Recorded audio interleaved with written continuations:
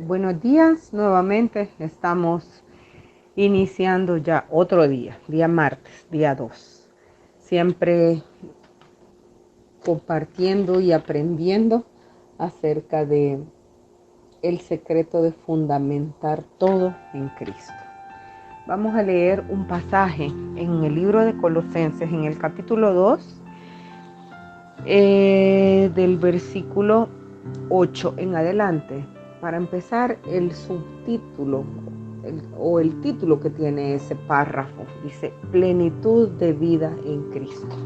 Estamos hablando de la importancia de sustentar todo en Cristo. Y cuando hablamos de plenitud, ¿qué se nos viene a la mente? Si a mí me preguntan si tengo una vida plena en Cristo, es una pregunta fuerte, es una pregunta violenta, diría yo, es una pregunta comprometedora, porque la palabra de Dios nos insta, nos exhorta a que nosotras podamos afianzarnos de algo que ya Él hizo. Esa plenitud de vida en Cristo no va a depender de que si yo quiero o no quiero hacerlo. Esa plenitud ya está lista para que yo me apropie de ella. Entonces, el hecho de fundamentar toda mi vida en Cristo implica también que Él sea mi plenitud. A veces como mujeres, bueno, ahora que hay, pues, ya sabemos algunas corrientes feministas donde hablan mucho del término empoderar a la mujer, pero en el mal sentido muchas veces, empoderar como diciendo que esta mujer tenga poder. Dios nos llama más que a empoderarnos como mujer, a que seamos mujeres plenas. Plenas, ¿pero qué? Plenas en Él. Veamos lo que dice el libro de Colosenses en el capítulo 2, versículo 8 en adelante. Dice, mirad que nadie os engañe por medio de filosofías y huecas sutilezas, según las tradiciones de los hombres, conforme a los rudimentos del mundo, y no según Cristo. Porque en Él, hablando de Cristo, habita corporalmente toda la plenitud de la deidad. Si están leyendo la palabra de Dios conmigo, fijémonos que deidad con D mayúscula, ¿verdad? Y vosotros, dice, estáis completos en Él, que es la cabeza de todo principado y potestad. En Él también fuisteis circuncidados con circuncisión no hecha a mano, al echar de vosotros el cuerpo pecaminoso carnal en la circuncisión de Cristo, sepultados con Él en el bautismo, en el cual fuisteis también resucitados con Él, mediante la fe en el poder de Dios que le levantó de los muertos. Y a vosotros, estando muertos en pecado y en la incircuncisión de vuestra carne, os dio vida juntamente con Él, perdonándoos todos los pecados, anulando el acta de los decretos que había contra nosotros, que nos era contraria, quitándola de en medio y clavándola en la cruz. Y despojando a los principados y a las potestades, los exhibió públicamente, triunfando sobre ellos en la cruz. Si a nosotros nos quedara, por alguna razón, en nuestra mano, solamente esta porción de la palabra de Dios, por alguna razón que nuestra Biblia se nos mojara, se nos rompiera, se nos quemara, se nos perdiera, alguien nos la arrebatara de nuestra mano y nos quedara solamente ese pedacito de texto del libro de Colosenses, créanme que estaríamos hechas, estaríamos completas, porque en este pasaje se está encerrando la obra completa de Cristo para nuestra vida.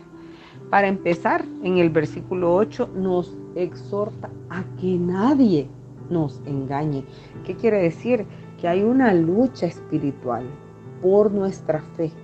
Hay alguien, y ustedes ya saben, la Biblia le llama el padre de mentira, el engañador, que es el diablo, ¿verdad?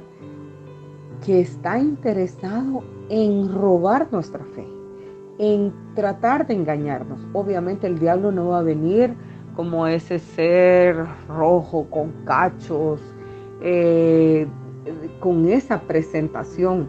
Va a venir, como dice ahí en ese versículo, mirad que nadie os engañe por medio de filosofías y huecas sutilezas, o sea, de una forma suave, sutil, de esa forma nos va a venir el engaño.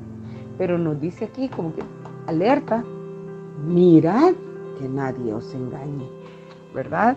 Por medio de filosofías y huecas sutilezas, ¿según qué? Según las tradiciones de los hombres. El hecho de que la mayoría de personas hagan las cosas de una determinada forma no quiere decir que eso sea lo verdadero. Lo verdadero es lo que dice la palabra de Dios. Porque a veces nos dejamos llevar como el famoso dicho, ¿a dónde va Vicente? A dónde va toda la gente. Como cristianos no tenemos que ser como ese supuesto Vicente, que no sé si existe. Como cristianos nosotros tenemos que estar con nuestros sentidos ejercitados, como lo dice también la palabra de Dios, velando, sabiendo que van a venir a nosotros huecas sutilezas, filosofías, y dice, según las tradiciones de los hombres. Nosotros hemos crecido quizás en una sociedad donde ya por nacimiento quizás crecimos en un hogar que no era un hogar cristiano y vimos que se hacían ciertas cosas, ciertos rituales, ciertas costumbres, pero al llegar a la palabra de Dios pudimos confrontar que no todo lo que se nos había enseñado era real, era verdadero. Entonces, si ahorita nosotros no nos damos cuenta que hay un enemigo que quiere extraviarnos de nuestra fe, entonces nos vamos a ser engañadas. Pero en este pasaje nos dice claramente que veamos que nadie nos engañe. Dice en el versículo, siempre el 8, al final del versículo dice, según las tradiciones de los hombres, conforme a los rudimentos del mundo y no según Cristo. Porque en él, hablando de Cristo, habita corporalmente toda la plenitud de la deidad. ¿Qué nos está diciendo aquí? Que Cristo es Dios. Dice este pasaje, y este pasaje es doctrina, o sea, que nadie nos venga a decir que Jesucristo no es Dios. Decía el pastor el domingo, que mucha gente dice que sí existe Cristo. Bueno, que hay una mezquita donde dice Jesús, hijo de María. O sea, como haciéndole en la iglesia de Jesús, hijo de María. Haciendo como que sí está creyendo en Jesús. Pero realmente el que está poniendo el fundamento de su vida a Cristo como fundamento de su vida es aquel que confiesa que Jesucristo es Dios. Claramente lo dice en este versículo, en el versículo 9 de Colosenses 2. Dice, porque en Él, en Cristo, ¿verdad? Habita corporalmente toda la plenitud de la deidad, o sea, todo Dios, todo lo que es Dios Padre, habita en la persona de Cristo. Porque dice, habita, dice, corporalmente toda la plenitud de la deidad. Lo dice la palabra de Dios. Quiere decir que Jesucristo es Dios igual que el Dios Padre, igual que Jehová. No hay diferencia. Dice el versículo 10, y vosotros, dice, estáis completos en Él. Recuerden que el título de este pasaje es Plenitud en Cristo. Cuando dice que estamos completos en Él, es que ya no nos falta nada. Al tenerlo a Él, tenemos todo. Tenemos todo. Dice, y vosotros estáis completos en Él, que es la cabeza de todo principado y potestad. Y ahí comienza ya a describir que en él también fuimos circuncidados con circuncisión no hecha a mano, hablando de la obra espiritual, ¿verdad? O sea, la salvación que Él nos ha dado no ha sido un lavamiento externo, sino dice, al echar de vosotros el cuerpo pecaminoso carnal en la circuncisión de Cristo, sepultados con Él en el bautismo, en el cual también fuimos resucitados con Él mediante la fe en el poder de Dios que le levantó de los muertos.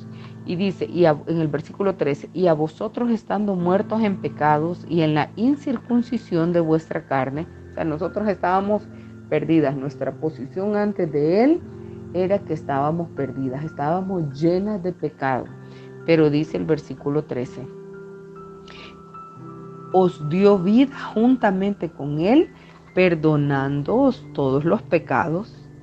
Y este versículo 14, por cierto, es uno de mis versículos preferidos, que quisiera que lo llevara mi plaquita, si es que me ponen placa cuando me muera en mi tumba, pero no para llevármelo, porque ya una vez ya este cuerpo pase a la otra vida, pues voy a estar con el Señor, sino que para que cuando alguien llegue a ver mi tumba, lea este versículo y vea que en Cristo hay esperanza. Dice el versículo 14, anulando el acta de los decretos que había contra nosotros, que nos era contraria, quitándola de en medio y clavándola en la cruz. Y despojando a los principados y a las potestades, los exhibió públicamente, triunfando sobre ellos en la cruz. La obra redentora que Cristo ha hecho en la vida de nosotros ya no le hace falta nada. Él ya lo hizo todo. Dice que yo estaba muerta y me dio vida, dice. Y eso precioso que es ese versículo 14 que dice que anuló un acta que me era contraria. Imagínense. Y dice que la anuló, no solo la anuló, sino que la clavó en la cruz. Había un expediente donde decía Ana de Somoza y ahí estaba todo de lo que se me acusaba. Y la obra de Cristo en la cruz fue suficiente para agarrar esa hoja, que no ha de haber sido una hoja, debe haber sido un libro completo, no sé de cuántas páginas, y la anuló por amor. Entonces, ¿qué más puedo pedir yo a Dios? A veces, quizás inocentemente, cantamos algunos himnos, algunos coritos quizás que dicen, quiero más de ti. Realmente Él ya más no nos puede dar, ya nos dio todo. Solo se trata que nosotros nos apropiemos de eso. Y dígame, al agarrarnos de pasajes como estos, si es que realmente la plenitud de Cristo va a morar, va a fluir, porque ya no me hace falta nada. Ya Cristo lo dio todo. Y cuando venga alguien a decirme o a quererme engañar diciéndome que Jesucristo no es Dios, yo puedo mostrarle este pasaje y decirle que en Él habita toda la deidad. Imagínense. Entonces nosotros, al tener a Cristo en nuestro corazón, tenemos todo. Estamos hechas. Ya no necesitamos nada más. Solo disfrutar esa plenitud que ya tenemos y por consecuencia la vamos a poder compartir a otros, invitándoles y mostrándoles el gran amor y la misericordia que Dios ha tenido para con nosotros y que también puede tener para cualquiera que quiera venir a arrepentirse de sus pecados y venir a los pies de Cristo. Que Dios les bendiga a cada uno de ustedes.